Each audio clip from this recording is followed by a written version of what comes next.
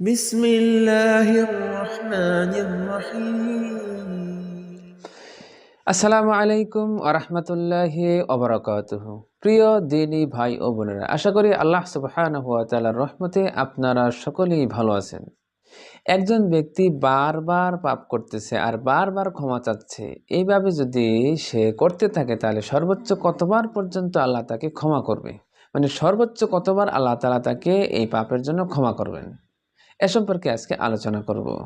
যেহেতু আজকে আলোচনাটি খুবই গুরুত্বপূর্ণ, তাই ভিডিওটি স্কিপ না করে সম্পূর্ণ আলোচনাটি দেখবেন।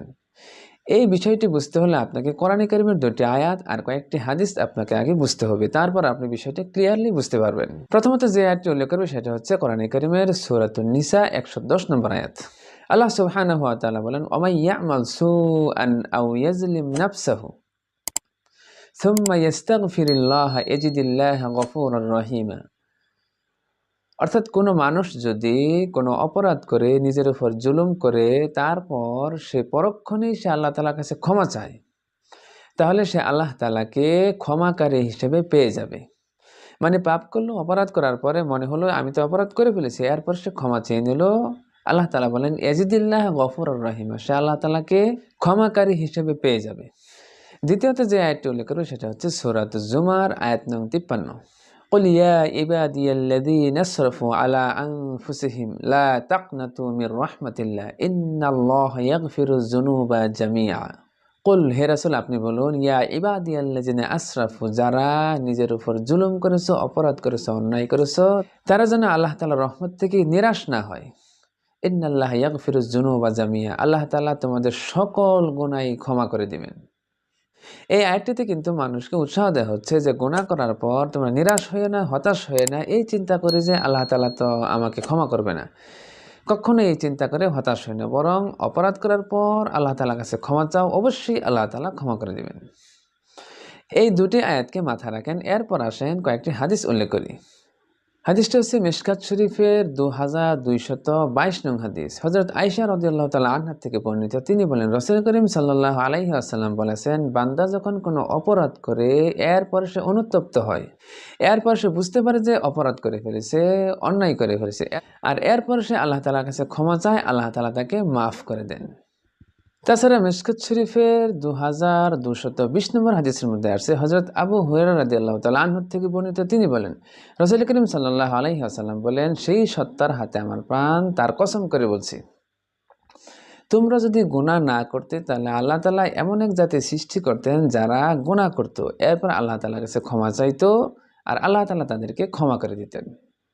তারপর আসেন 3 নম্বর হাদিস, হযরত আবু হুরায়রা রাদিয়াল্লাহু তাআলা আনহু থেকে বর্ণিত, তিনি বলেন রাসূল করিম সাল্লাল্লাহু আলাইহি ওয়াসাল্লাম বলেছেন, কোন বান্দা যদি অপরাধ করার পর আল্লাহ তাআলার কাছে ক্ষমা চায় যে আল্লাহ আমি তো অপরাধ করে ফেলেছি, আমাকে ক্ষমা করে দাও, তখন আল্লাহ তাআলা ফেরেশতাদেরকে বলে, হে ফেরেশতারা, আমার বান্দা কি জানে যে তার একজন রব আছে যিনি অপরাধ ক্ষমা করেন অথবা ক্ষমা না করে শাস্তি দেন? তোমরা জেনে রাখো আমি আমার এই বান্দাকে মাফ করে দিলাম। এরপর আল্লাহ তাআলা যতদিন চাইবেন বান্দা ততদিন নিরাপদ থাকবে। এরপর সে আবার পুনরায় সেই একই অপরাধ করলো, এরপর সে আল্লাহ তাআলাকে বলল, আল্লাহ আমি তো ভুল করে ফেলেছি, আমাকে মাফ করে দাও। তখন আল্লাহ তাআলা পুনরায় ফেরেশতাদেরকে আবার বলেন যে আমার বান্দা কি জানে যে তার একজন রব আছে যিনি অপরাধের জন্য শাস্তি দেন অথবা তাকে ক্ষমা করে দেন? শুনে রাখো আমি আমার এই বান্দাকে মাফ করে দিলাম।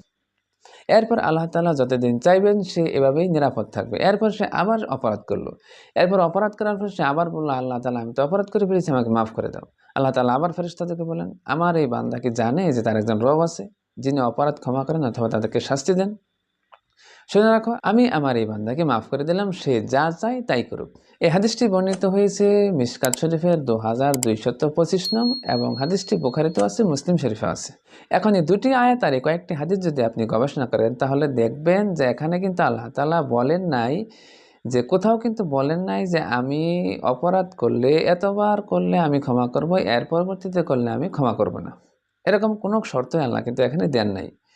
তার মানে এখানে কোনো বান্দা যদি একই অপরাধ বারবার করতেছে, অপরাধ করার পরক্ষণে আবার সে আল্লাহ তাআলার কাছে যদি ক্ষমা চায় যে আল্লাহ আমাকে ক্ষমা করে দাও, তাহলে অবশ্যই আল্লাহ তাকে ক্ষমা করে দিবে। সে যতবার অপরাধ করবে, অপরাধ করার পর যদি সে আল্লাহ তাআলার কাছে ক্ষমা চায়, আল্লাহ তাআলা খুশি হয়ে তাকে মাফ করে দেন। এটা এই জন্যই হয়, আল্লাহ তাআলার কাছে কোনো বান্দা যখন ক্ষমা চায় আল্লাহ তাআলা অত্যন্ত খুশি হন। এই জন্য আল্লাহ তাআলা ক্ষমা চাওয়াকে খুব পছন্দ করেন, খুব ভালোবাসেন। বান্দা যখন আল্লাহ তাআলার কাছে ক্ষমা চায়, অপরাধ করে, আল্লাহ তাআলা অত্যন্ত খুশি হয়ে যান। যার জন্য আল্লাহ তাআলা যতবারই কোনো বান্দা অপরাধ করুক, পিছন দিয়ে যদি সে ক্ষমা চায়, আল্লাহ তাআলা অবশ্যই তাকে ক্ষমা করে দিবে, সে যতবারই করুক। তবে কোনো বান্দা যদি কোনো মানুষের হক নষ্ট করে, কারো উপর জুলুম করে, সেটা কিন্তু ভিন্ন।